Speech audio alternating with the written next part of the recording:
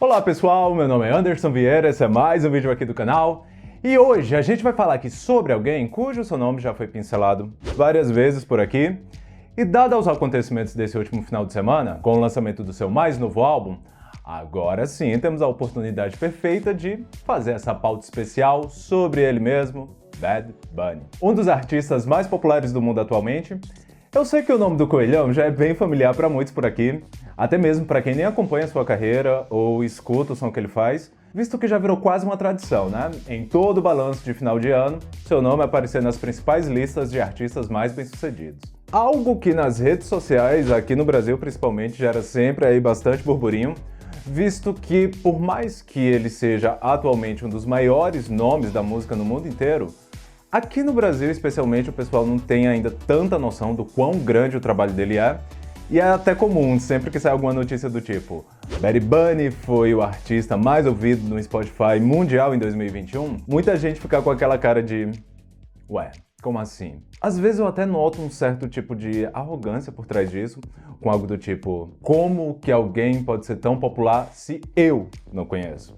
Quem aí tá no Twitter e no Instagram certamente já deve ter esbarrado com algum comentário desse. O lance é que, de fato, apesar da sua imensa popularidade mundial, no Brasil, Bad Bunny realmente não tem a mesma força que ele tem em mercados como Estados Unidos, Europa e principalmente América Latina, mas aos poucos eu tô sentindo que o público dele por aqui tá crescendo aí cada vez mais e mais. E pra você que já acompanha ou tava aí procurando uma introdução sobre como todo esse fenômeno em torno dele se criou, hoje a gente tem aqui os principais pontos por trás de uma das carreiras mais meteóricas da indústria nesses últimos anos.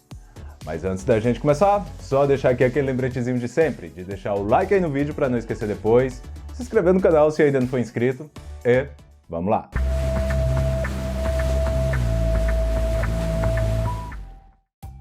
À frente de uma carreira relativamente curta, foi entre 2015 e 2016 quando Bad Bunny começou a publicar suas primeiras músicas na internet. E só para situar melhor assim dentro do espaço-tempo, Cheap Thrills da Sia era o single número 1 no Hot 100 da Billboard, quando D-Less foi oficialmente lançado. Dá para acreditar que tudo que ele conquistou aconteceu basicamente nesse curto período de tempo? Mas é aí que vocês me perguntam o que foi que realmente aconteceu. E daí eu digo, bora aqui. Benito Antônio Martínez Ocasio nasceu no dia 10 de março de 1994 em Vega Barra, um pequeno município de pouco mais de 50 mil habitantes em Porto Rico, e desde criancinha já tinha um sonho de seguir uma carreira musical. Em uma entrevista ao programa do apresentador Jimmy Fallon, ele explicou que o seu nome artístico veio de um apelido que ele ganhou quando ainda era criancinha, por conta de uma foto com uma fantasia que na época ele não tinha curtido muito usar. No entanto, foi aí algo que anos depois caiu como uma luva na hora que ele foi impulsionar de vez a sua carreira artística. Tendo como ídolos nomes como Victor Manuel, Marc Anthony e Daddy Yankee, foi ainda na época do colegial que Bunny começou a compor as suas primeiras letras, e foi enquanto trabalhava em um supermercado local que ele começou a divulgar suas primeiras músicas de forma independente na internet, sendo uma delas a faixa D-Less.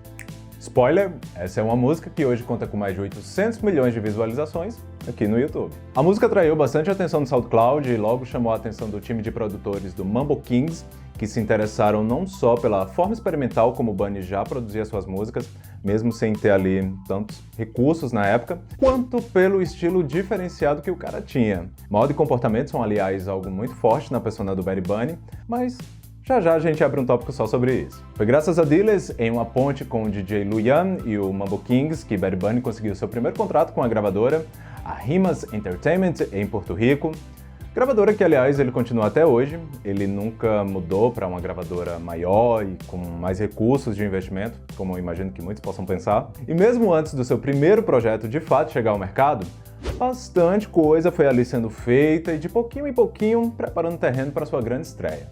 Após um relançamento de D-Less com as participações de Ozuna, Farruko e Archangel, Bad Bunny foi criando a sua presença na indústria, fugindo um pouco do reggaeton mais tradicional que a gente conhece, e incorporando a ele elementos de rap, hip hop, trap e pop. Toda essa mistura, somada à sua personalidade bem única de ser, abriu várias portas para ele, tanto que antes mesmo dele emplacar um grande hit nas paradas, já que se vocês forem olhar hoje, né, tudo que ele lançou até agora tem aí números gigantescos, uma boa parte disso vem de um acúmulo de um crescimento gradual que ele foi tendo. Logo ali, já no comecinho, tinha bastante gente que já queria colaborar com ele.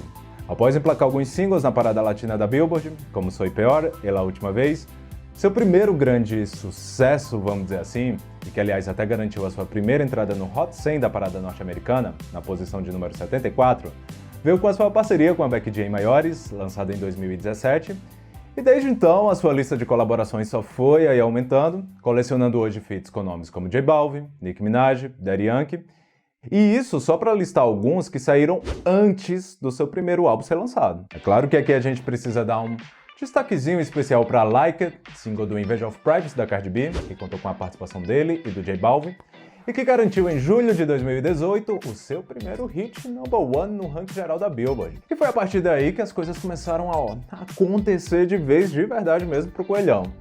Não exatamente por conta de I Like It em si, porque eu tenho até as minhas dúvidas sobre o quanto as pessoas associam essa música a ele, mas pelo momento mesmo. Tanto que apenas algumas semanas depois, já como preparação para o lançamento do seu primeiro disco, Bad Bunny lançou a faixa Estamos Bien e logo em seguida o single Mia, que contando com a participação do Drake, cantando em espanhol aliás, alcançou o 5º lugar no Hot 100 da Billboard.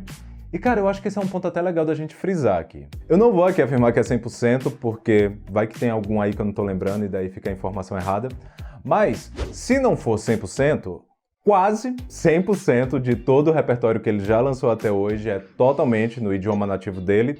E até é engraçado notar que não apenas uma, duas ou 3 vezes, sempre caiu para ele aquela pergunta de por que você não canta em inglês? Tudo bem que nem sempre nesse tom de ser uma necessidade dele cantar em inglês, tanto que, pelo que eu notei, algumas dessas perguntas vieram da própria imprensa latina, mas em uma recente entrevista que ele deu para a revista W Magazine, que questionou a ele sobre isso de cantar apenas em espanhol ser um ato político ou algo assim do tipo, ele respondeu: não exatamente. Acho que já provamos que a música é uma linguagem universal. Você tem pessoas de todas as partes do mundo cantando músicas em espanhol. Não precisamos mais cantar em inglês para atravessar barreiras. Após todo o hype criado com as suas parcerias e singles prévios, no dia 24 de dezembro de 2018, o Por Siempre, seu primeiro álbum de estúdio, foi finalmente lançado, sendo daí bastante aclamado pela crítica, mas vendendo apenas 5.000 cópias no ato do seu lançamento. No entanto, como a gente bem já citou por aqui, seu crescimento no mercado foi sempre aí de forma gradual, e além de já ser hoje certificado com platina, o disco permaneceu por incríveis 158 semanas nos charts da Billboard. Apesar do seu sucesso comercial, o impacto de Bad Bunny na indústria não se limita apenas à música que ele lança, mas por todas as formas que ele se expressa, se comunica e todos os tópicos que ele sempre faz questão de colocar em evidência. Dos seus looks e visuais que fogem bastante do padrão que a gente é acostumado a esperar de um astro do reggaeton, e, assim, não querendo colocar todo mundo dentro de uma mesma caixa, mas se existe um padrão, é justamente porque bastante gente replica isso, né? Até mesmo as bandeiras que ele faz questão de levantar e que são aí bem raras da gente ver os seus similares fazendo o mesmo. Abrindo aspas aqui, há pessoas que apreciam o que eu faço, há pessoas que criticam, há pessoas que me falam, obrigado por nos apoiar e nos defender. Há outras pessoas que falam que eu sou oportunista. O que eu sei é que se eu fosse como outros artistas, eu apenas esqueceria o que está acontecendo e não falaria nada. Mas eu acho que é a minha responsabilidade, como pessoa com influência, fazer o que eu posso. O que também não significa que eu seja obrigado a sempre opinar sobre algo e estar à frente de toda e qualquer discussão, como se eu fosse um juiz. Disse Bunny em uma entrevista a GQ.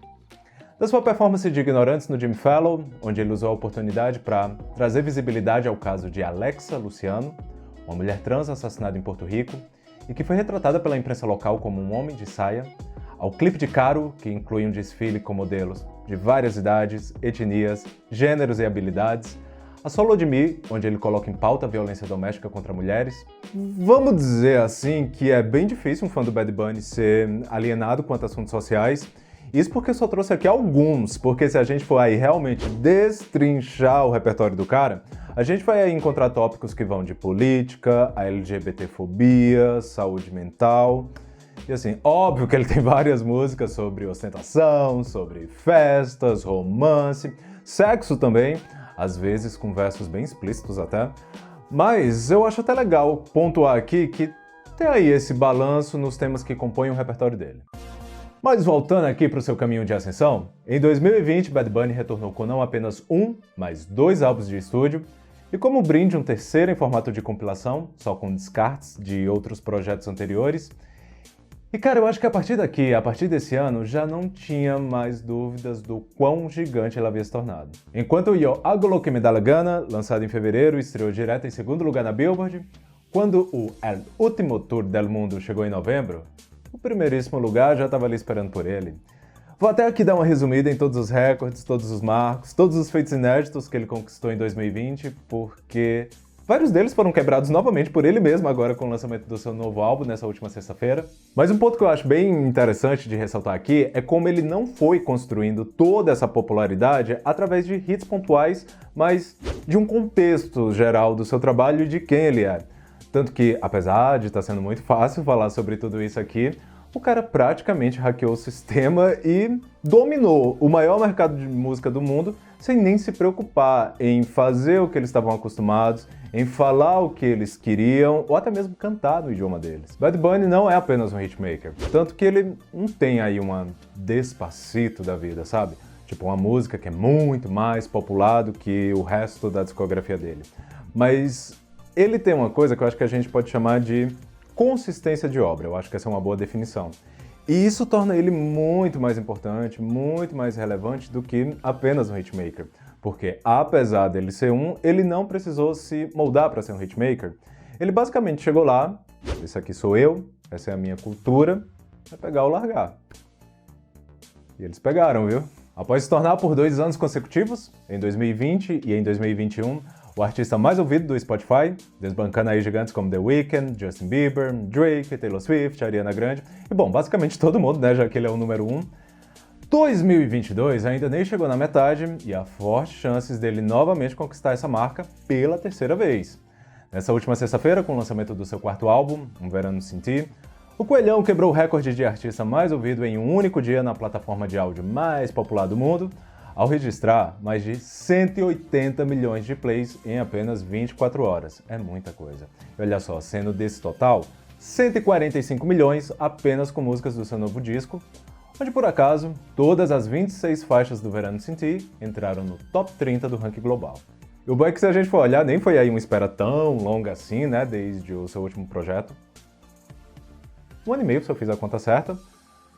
Mas a galera tava aí sedenta pelo seu retorno, com uma média de 83 no agregador Metacritic, além do sucesso tanto de público quanto de crítica na música. Logo em breve, Bad Bunny vai fazer a história novamente. Agora, no finalzinho de abril, durante a CinemaCon, foi anunciada a produção do filme El Muerto, que deve estrear em janeiro de 2024, tendo o porto-riquenho como estrela principal.